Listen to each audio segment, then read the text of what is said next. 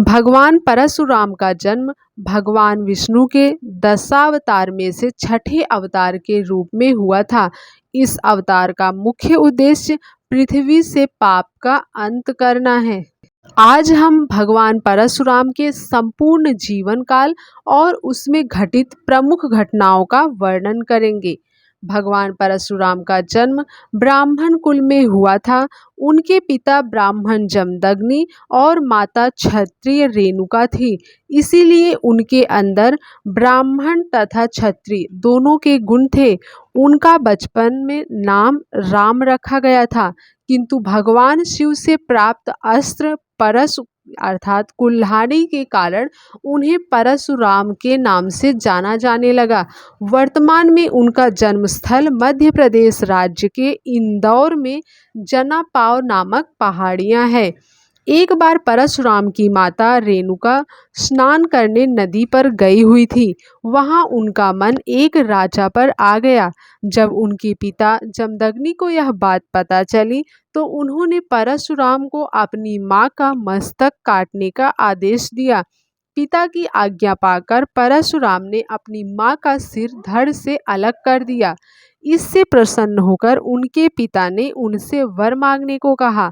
अपने वर में परशुराम ने पुनः अपनी माता को जीवित करने को कहा। इस प्रकार उनकी माता पुनः जीवित हो उठी थी। एक बार राजा सहस्त्रबाहु अपने सैनिकों के साथ ऋषि जमदग्नि के आश्रम में आए थे। तब उनका मन ऋषि जमदग्नि की गाय कामधेनु पर आ गया था, लेकिन जमदग्नि ने उन्हें वह गाय देने से मना कर दिया। अहंकार में राजा सहस्त्रबाहु ने आश्रम को तहस नहस कर दिया और वह गाय लेकर चले गए। जब परशुराम को इस बात का पता चला तो उन्होंने सहस्त्रबाहु का वध कर दिया और कामधेनु को वापस ले आए। उसके बाद अपने पिता के कहने पर परशुराम तीर्थ यात्रा पर चले गए। पीछे से सहस्त्रबाहु के पुत्रों ने जमदग्नि का वध कर दिया। जब परशुराम तीर्थ यात्रा से वापस आए तब उनके पिता की हत्या से इतने क्रोधित हो उठे कि उन्होंने 21 बार राजा सहस्त्रबाहु के क्षत्रिय वंश का पृथ्वी से समूचा विनाश कर दिया। इसके पश्चात उन्होंने संन्यास ले लिया। यह एक मिथ्या बात है कि भगवान परशुराम ने संपूर्ण पृथ्वी से पूर्णतया 21 बार क्षत्रियों का संहार कर दिया था, अर्थात पृथ्वी को क्षत्रिय जाति रहित कर दिया था। दरअसल उन्होंने क्षत्रिय जाति के है वंश का इस पृथ्वी से 21 बार संहार किया था, क्योंकि उन्होंने उनके पिता का वध किया था। कुछ समय बाद अयोध्या में भगवान विष्णु ने अपना 7वां अवतार श्री राम के रूप में लिया था। जब श्री राम अपने गुरु विश्वामित्र के साथ माता सीता के स्वयंवर में आए थे तब उन्होंने शिव धनुष को तोड़ डाला था। शिव धनुष के टूटने की गर्जना तीनों लोकों में फैल गई थी। तब महेंद्रगिरी पर्वत पर तपस्या कर रहे परशुराम को भी यह सुनाई पड़ी। उसके बाद वे क्रोध में राजा जनक की नगरी पहुंचते हैं और शिव धनुष तोड़ने वाले का नाम पूछते हैं। तब श्री राम के छोटे भाई अर्थात शेषनाग के अवतार लक्ष्मण से तीखी बहस हुई, लेकिन जब उन्हें यह ज्ञान हुआ कि श्री राम स्वयं भगवान विष्णु का 7वां रूप है तो वे वहां से चले गए। श्री राम के पश्चात भगवान विष्णु ने द्वापर युग में श्री कृष्ण के रूप में 8वां अवतार लिया। उस समय श्री कृष्ण का मुख्य उद्देश्य महाभारत के युद्ध का नेतृत्व करना था। उस युद्ध के कई महान योद्धाओं को भगवान परशुराम ने ही शिक्षा दी थी। भगवान परशुराम के द्वारा भीष्म पितामह, गुरु द्रोणाचार्य तथा कर्ण को अस्त्र शस्त्र की शिक्षा दी गई थी। एक बार उनका अपने ही शिष्य भीष्म पितामह से भयंकर युद्ध हुआ था। यह युद्ध भगवान परशुराम ने काशी की राजकुमारी अंबा को न्याय दिलवाने के लिए लड़ा था। क्योंकि भीष्म को अपनी इच्छा के अनुसार मृत्यु का वरदान था, इसीलिए इस युद्ध में कोई परास्त नहीं हुआ था। अंत में देवताओं और इंद्र के द्वारा यह युद्ध रुकवा दिया गया था। महाभारत के एक और महान योद्धा कर्ण ने भगवान परशुराम से झूठ बोलकर शिक्षा ग्रहण की थी।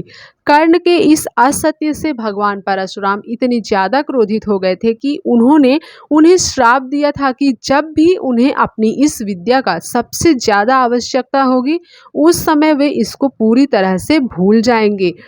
कहते हैं कि एक समय भारत के पश्चिमी तट की भूमि जलमग्न थी। तब भगवान परशुराम ने अपनी कुल्हाड़ी से समुद्र के पानी पर प्रहार किया और उसके पीछे धकेल दिया। इससे वहां भूमि का निर्माण हुआ, जिसे कोंकण की भूमि कहा गया।